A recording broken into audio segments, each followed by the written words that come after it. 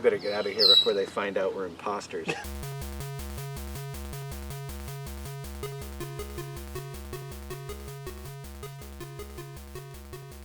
His whole idea, I thought, was just so novel and was breaking what we had known about the web at that point. Like, looked up to them technically, and also they had a lot of success. I didn't own the site, but I very much felt part of the site. It felt like there was, I think, a real movement, a momentum. Windshield wipers. That's what we figured out. Windshield wipers. Or maybe back seats. Because I would say that because we were breaking through in the social space. That's true. We were inventing back seats. Okay. I like that better. All right, it makes us sound way more important and worthy of a documentary.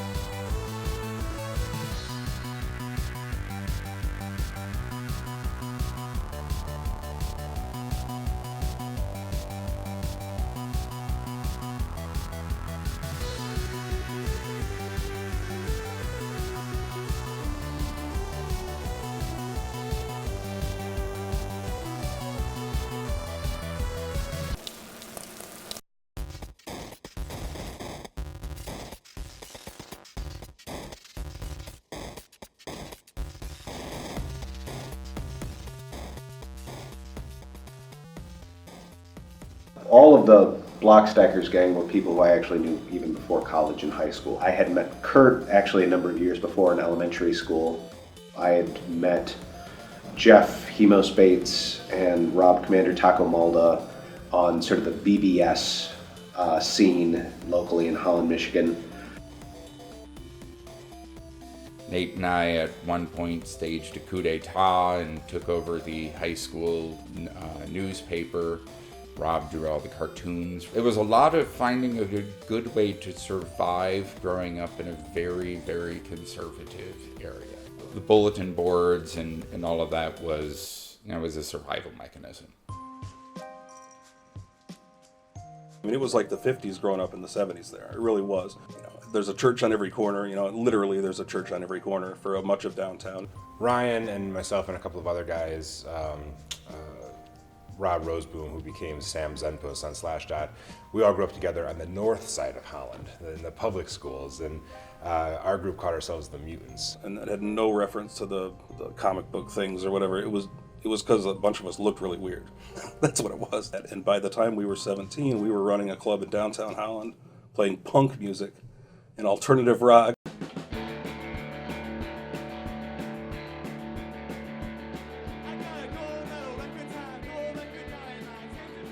And then we met up with this other group of misfits. They grew up on the south side of town and went to private school, and they were the nerds. So it was kind of the mutants and the nerds kind of found each other. We called them the Geeks because we didn't grow up coding. None of us knew how to code on the north side. They would talk about code sometimes. Like, you might as well talk about Spanish. I mean, I don't know what they're talking in Spanish. We'll just talk to ourselves while they talk in Spanish over there. We did not know what was going on with that.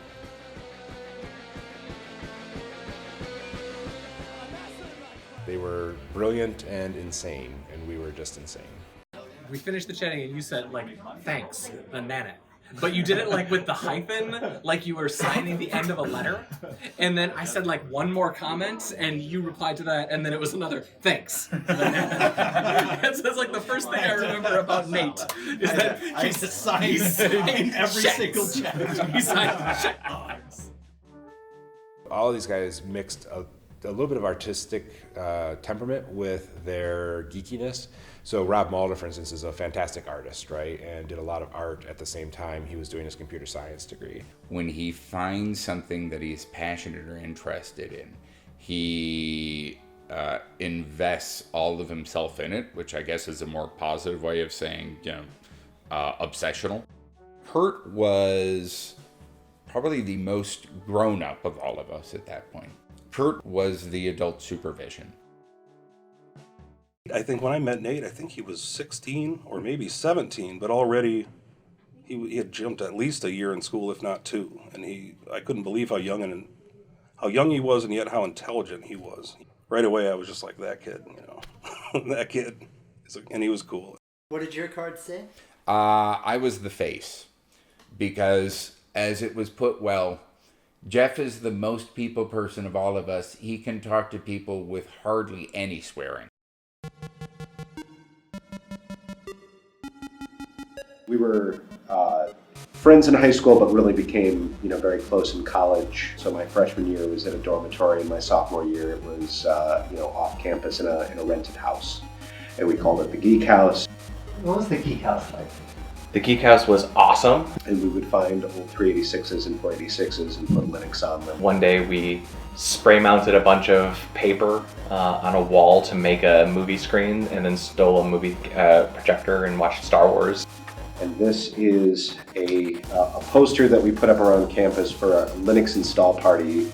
I remember drilling holes through the floors to run Cat5, because this is even before wireless.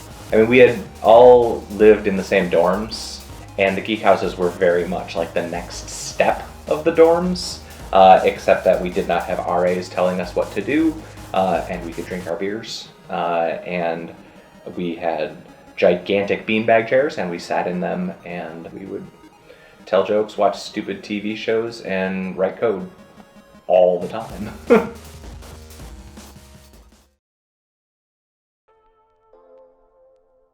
So I ran what would probably have been called a blog called Chips and Dips off of the university web servers. This was basically the place where I would teach myself HTML and then eventually Perl, and this was just like my experimental playground.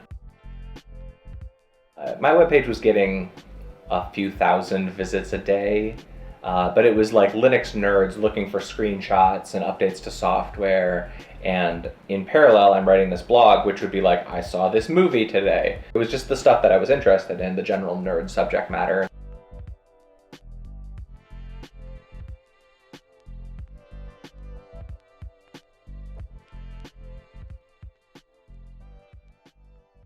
Just sort of hanging out in our living room where we always were. And I just remember tailing the log files and looking at the domain names. And I just remember it's like, oh, there's Microsoft.com, there's Sun, there's Harvard, there's MIT. You just see like, oh, those are like real places. It's not just, us screwing around in West Michigan, and we're actually like impacting the world on some weird level.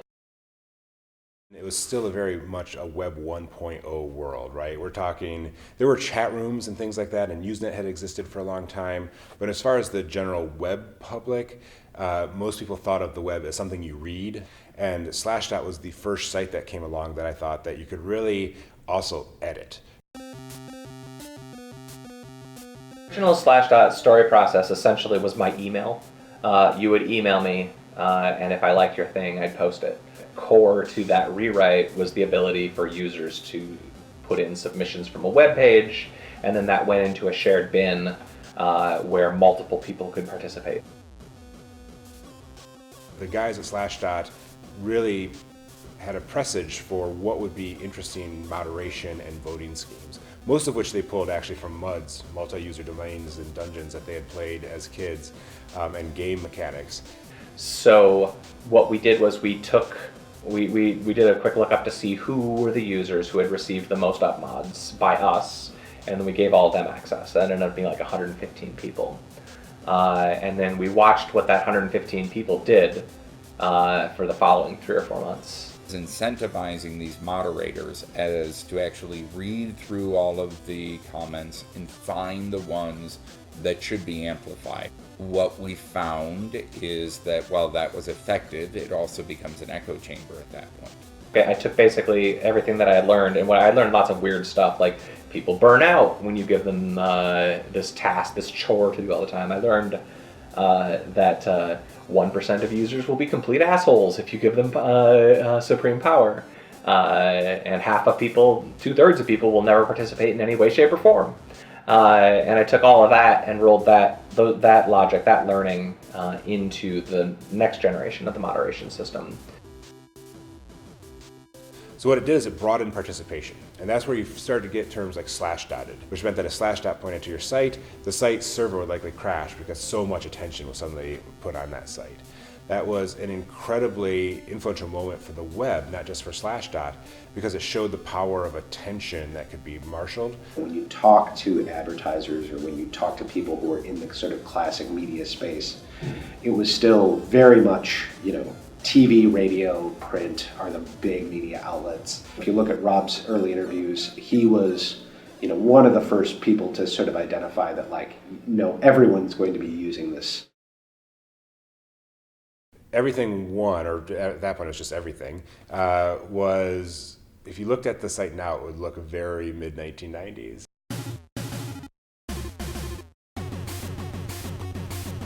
It was cheesy looking, but everything was cheesy looking at this time. Rob and I were talking about the sort of trend in web databases. So this was things like IMDb and AllMusicGuide, and how they were database driven, they were comprehensive.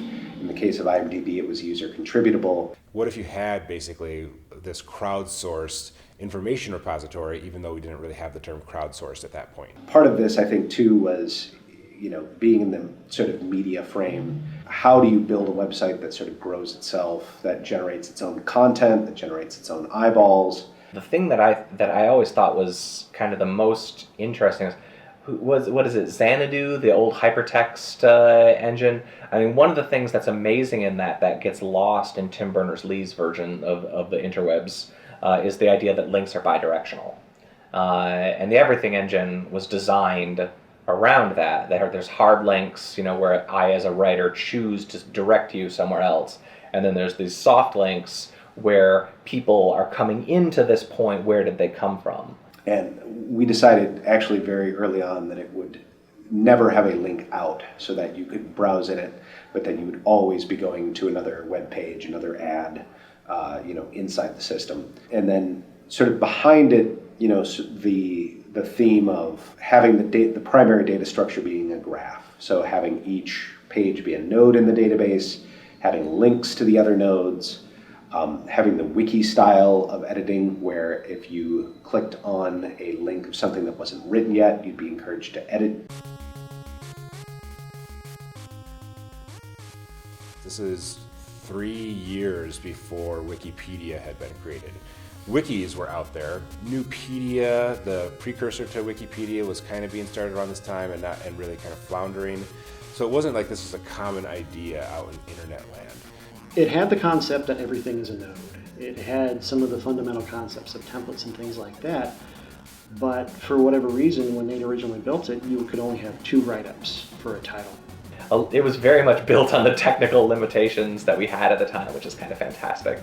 At the time, MySQL, our database, didn't have long text fields. So you could fit 2 512-byte write-ups, and then we would make them dual. And so it sort of went away from the wiki concept and that idea where the wiki concept is there's a flat namespace and there's infinite land. It was never the Wikipedia sort of neutrality principle. It was always supposed to be, somewhat irreverent, somewhat opinionated, like it was supposed to be your perspective on something. I think one of the things Nate encouraged was putting a name or at least a moniker on a thing lets you have this thing that you can evolve and you can build and you can curate.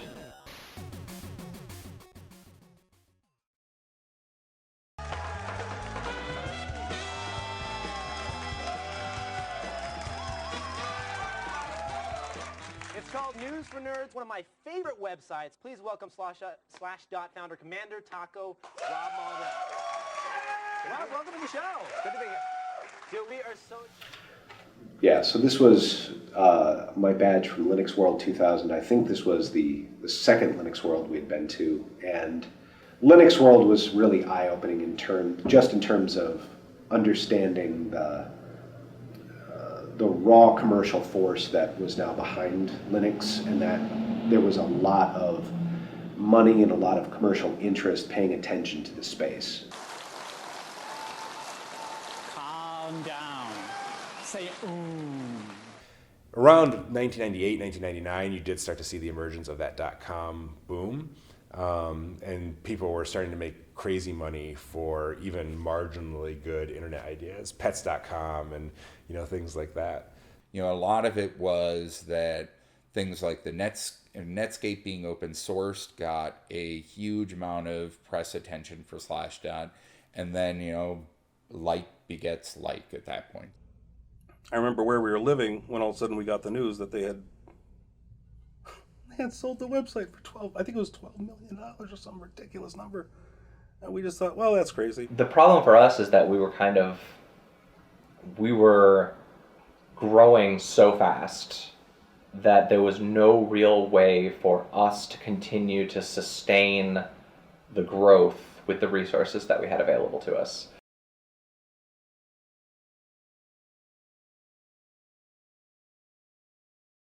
I was talking to Jeff Bates, and he said, look, we are looking for a technical writer or something because Nate and Cliff were really, really interested in making everything into a viable business product. So maybe started a few months before the sale, but then with the sale, we really decided that we're going to put some financial resources behind it.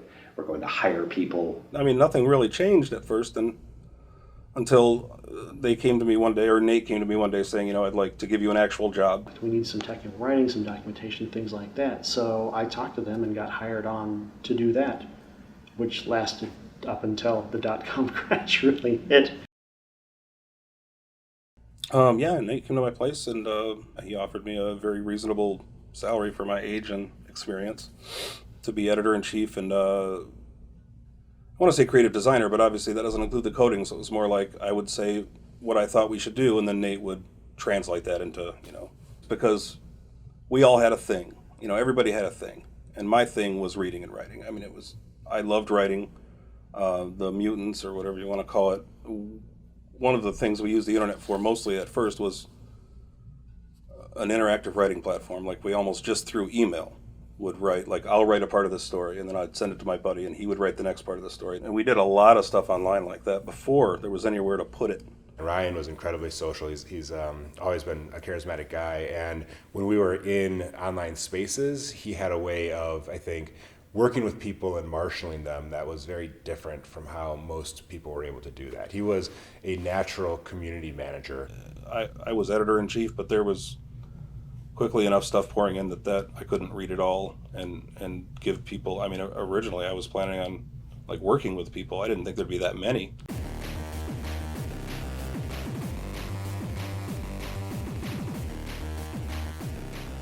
E2 could have gone a couple different ways. I think the way that it ended up going down is one that probably has more in common with, say, the live journal communities of that time period. One that was more centered around self-expression rather than a more factual route, like, Wikipedia route, which it honestly could have gone down that way as well. And that was the great thing about everything, too, for me. It was about everything. Like, if you wanted to write about the X-Men or, fusion or recipes or journals, whatever it was everything. And that's how people got to know each other. I usually went in to write about something that I cared about, something important happened in a day or a poem or whatever it was, but then obsessively would check constantly for cools or upvotes or chings or whatever they called them. It was like a validation of my popularity. Oh, and I had what I like to think of as a little bit of internet fame back in the day. I'd written this node called How I Nearly Killed Myself Masturbating. Apparently, women didn't talk about masturbating back then. So a lot of noders reached out to me saying, I'm so proud of you. I can't believe you talked about this. And it was, for a very long time, the most popular node on the website. I think I was eventually beat out by a putting the toilet seat down node.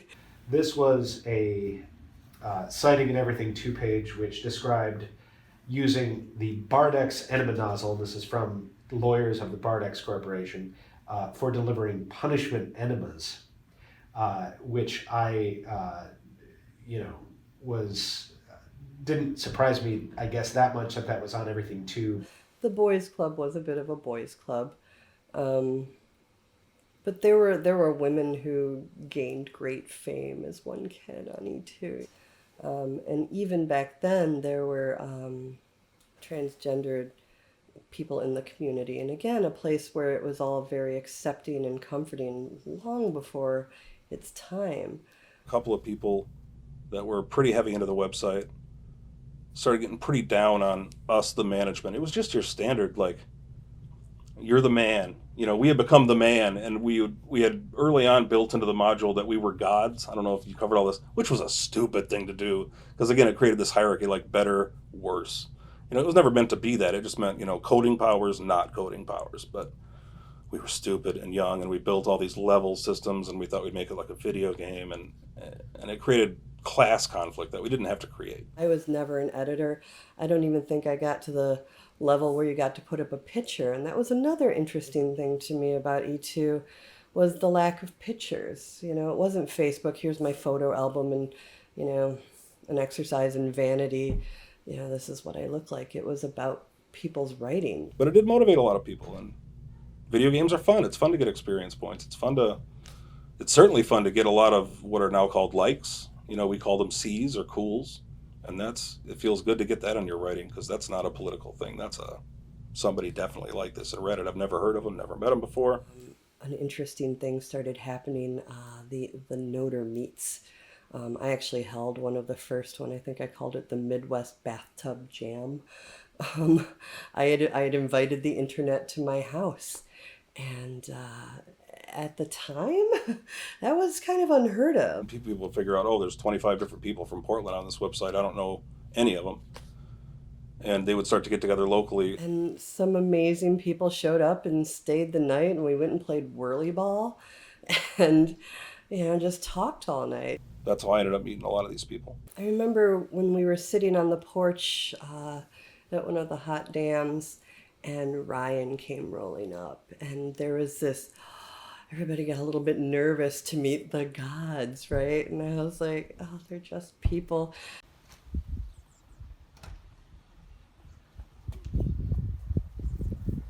Do you guys want to be in the movie with your dad? No. No? What? You sure? What? Yeah, you're gonna be the best part. No? You positive? Both of you? He likes to read. He likes to read. Okay, cool. Yeah, it was great. It was great. And I know a lot of friendships, a fair amount of marriages, a lot of stuff has come out of that. That's not unique to E2, a lot of communities, I'm sure a lot of stuff happened on MySpace and other websites like that. It was the same thing, but it was cool. It was cool. I logged in yesterday, talked to an old friend. That's one thing you don't think about too much. Man, we've had some people die. We've had people die of cancer. We've had suicides, we've had heart attacks. That strikes me more, I don't know, that hits me more than the marriages. I don't know why. But yeah, I've lost some people on that side. It's crazy. People I've never met. I miss them.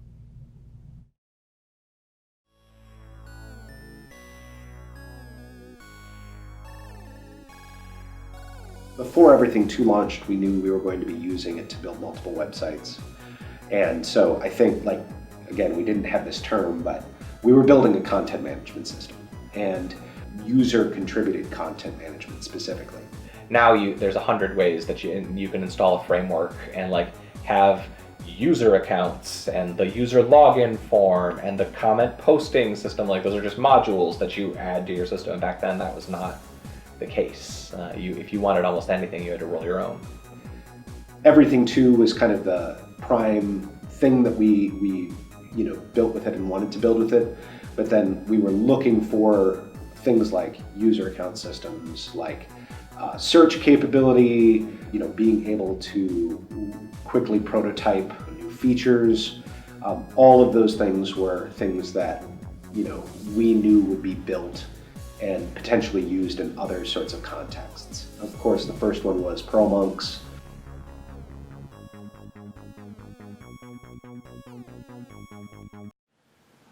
Kind of gives you the feeling of, thinking of a monk, someone who's spending time studying, reflecting, trying to be the best version of themselves. What Tim did with Pearl Monks was really presaging what you have with things like Quora, Stack Overflow, places like that today, where you do have the ability to, anybody who has a web browser can ask a question, can get answers and things like that.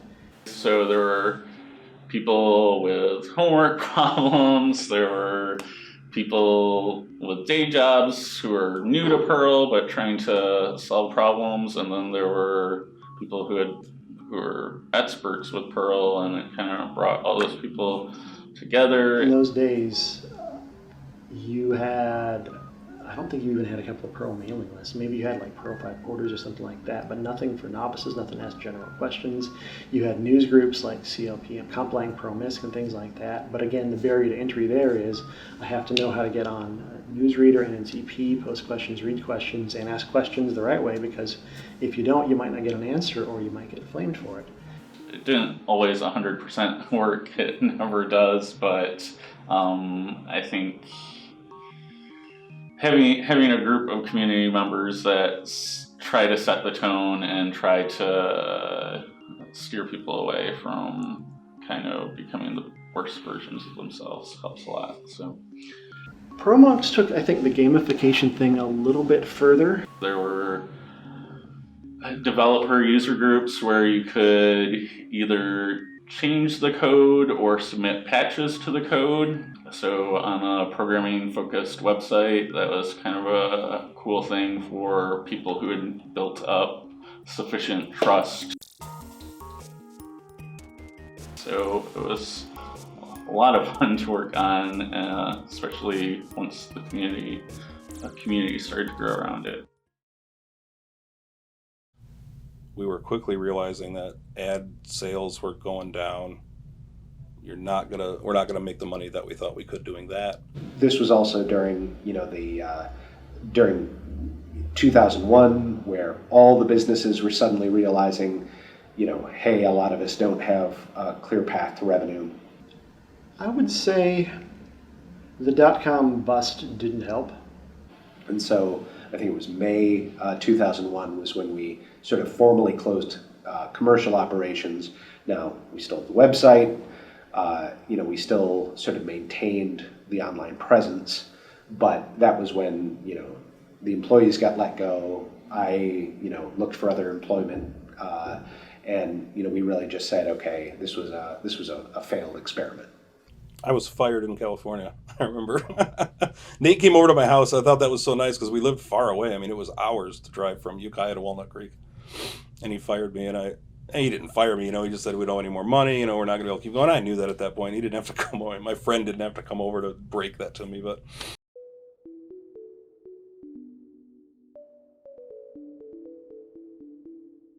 It was tough. I mean, it was like any other startup going under. And you don't realize when you hit a grand slam with like Slashdot that is a fluke, that is luck. You couldn't really spend my day with a web browser open to Perl Monks at my new job all day. Maybe the right way to think about it is like a wildfire. It's disappointing, it's definitely painful at the time, but you look at that and you think, well, this is actually pretty good for a forest, and you can't prevent these sort of things from happening. And, I don't say that to minimize the people who lost a lot during that. That's definitely unfortunate and it shouldn't happen. But if you look at it from a macro level, sometimes positive things can come from something like that.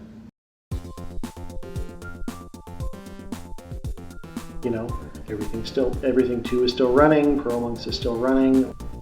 Yeah, it didn't change a thing. It changed my income, but I didn't stop working. I didn't stop doing what I was doing for years after that. It's kind of this group of very loosely coordinated volunteers. We have people trickle back onto the site after years, and they're just happy that what they created is still there, right? I mean, there are no websites really that have hung around for 20 years. Maybe these people are deriving just joy from seeing something special that continues to be a weird little artifact of ancient internet history. We invented blogging, we invented podcasting, we invented the like button. Realizing that what we found there, what we discovered, was the same thing that the whole world was about to discover, I think that's still pretty satisfying. All this stuff that everyone takes for granted now, all invented in Holland, Michigan, and nobody is paying royalties on any of it.